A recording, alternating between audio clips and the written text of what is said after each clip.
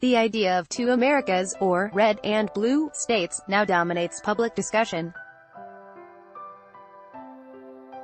Political polarization, the Pew Research Center reports, is a defining feature of American politics today.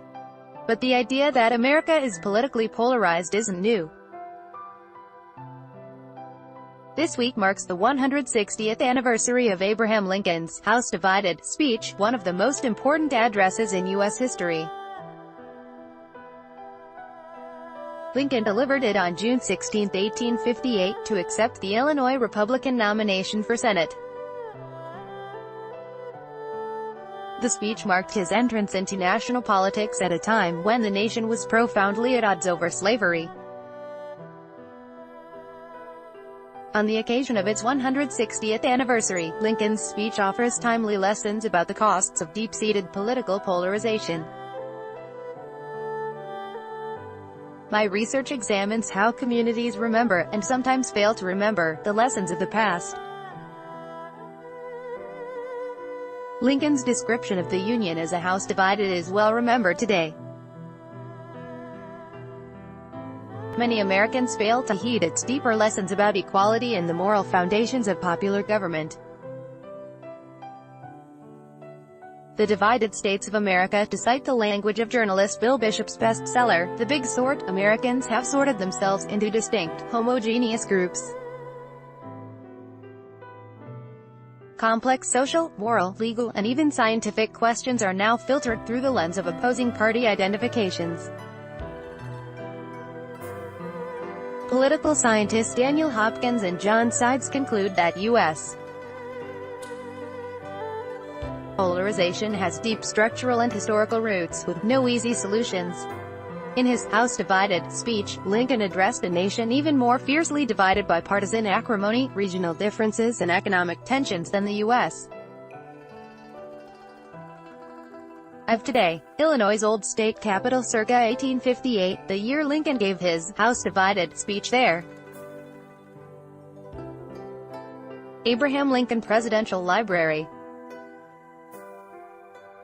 But it shaped post-war understanding of the territorial, political, and even armed conflicts that led to it and the lessons to be learned from it. Union first above all, Lincoln stressed in his speech that a crisis over slavery was imminent. He asked Americans to choose the common purpose that would best serve their union, a government of all free or all slave states, before the crisis chose for them. Lincoln developed the idea that the Union is exceptional in public statements from 1858 until the end of the Civil War. In his first inaugural in 1861, Lincoln called the Union perpetual, and much older than the Constitution, and no state upon its own mere motion can lawfully get out of the Union. For years, Lincoln held that Americans belonged to the Union before they belonged to political parties. His reasoning purposefully echoed George Washington's farewell address of 1796, which warned Americans that the spirit of party is a prime threat to union, a main prop of your liberty. For Lincoln, Americans' common identification with the guiding ideal of equality should transcend their affiliations with political parties. Consider the symbolism of Lincoln's main metaphor: the Union as a house divided against itself cannot stand. I do not expect the Union to be dissolved. I do not expect the house to fall, but I do expect it will cease to be divided. Building and maintaining a house is familial and collaborative. Family conflicts are inevitable. Households fall apart if families don't resolve those conflicts. Lincoln in 1858. Shuttershock. The metaphor of a house emphasizes interdependence, cooperation, and shared purpose. It asks how citizens might build and maintain something together, despite natural differences, rather than live and work separately. These ideas have been lost in social and political debates today, which are dominated by competing party agendas and talk of irreconcilable red and blue state mentalities. Lincoln's central warning, "A house divided against itself cannot stand," was rich in moral significance. A house should rest on a firm physical foundation for the safety of the family who lives in it. The Union, Lincoln implied, should rest on a firm moral foundation, a bedrock dedication to equality. The Union, he believed, cannot be a compact of convenience or a loose-knit confederation.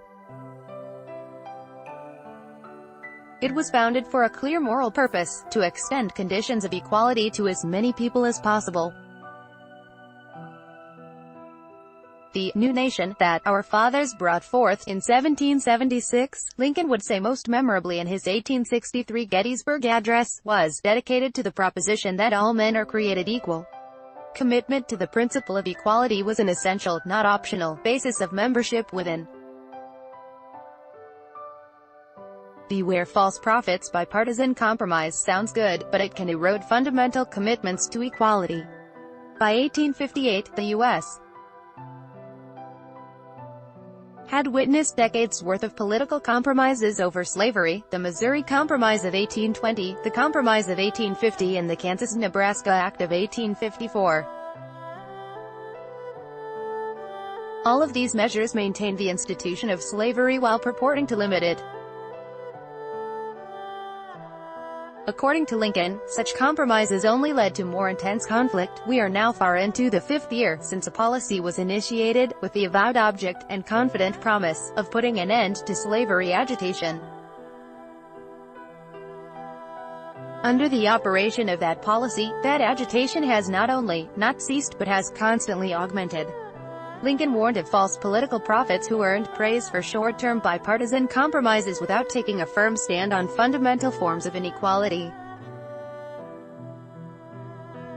He aimed to build a political dynasty, not a strong union. Our cause, then, must be entrusted to, and conducted by its own undoubted friends, those whose hands are free, whose hearts are in the work, who do care for the result. Lincoln's opponent in the Senate campaign, incumbent Democratic Sen. Stephen A. Douglas, claimed to not care whether territories voted to become free or slave states so long as the elections reflected the popular will in those territories. The machinery of such compromises over principles of equality, Lincoln said, constructs only temporary scaffolding, hastily fabricated to win elections before being kicked to the winds. Equality over polarization. On its 160th anniversary, I believe Lincoln's House Divided speech offers alternative ways to imagine the nation than as a patchwork of red and blue states. Americans belong to a union first, parties second. Party machinery and false political prophets divide the house of the people. The people have the power to stabilize that house if they choose to do so. The Union was founded on a dedication to equality.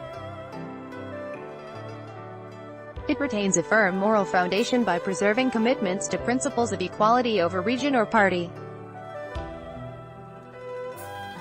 The primary offense against the principle of equality in Lincoln's time was slavery. But Americans can apply the logic of his argument to contemporary inequities based on race, employment, gender, voting rights, criminal justice, religion and more. The nation is a house divided, many times over, in all of those cases. Lincoln didn't claim that perfect equality could be achieved. But he saw broad commitments to the idea of equality as essential to the ongoing work of creating, as the Constitution puts it, a more perfect union, and a freer one for all. The Union must become all one thing, or all the other, in order to be truly free. On this guiding principle, Lincoln declared, there can be no partisan dispute and no bipartisan compromise.